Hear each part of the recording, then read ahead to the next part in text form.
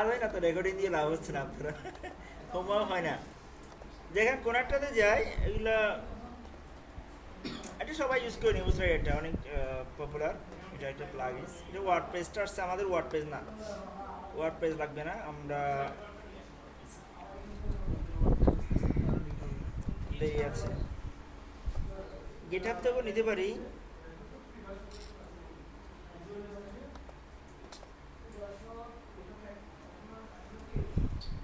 New slider, WordPress documentation,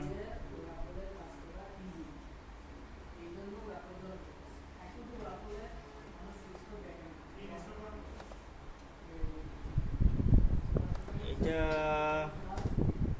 ঠিক আছে, download.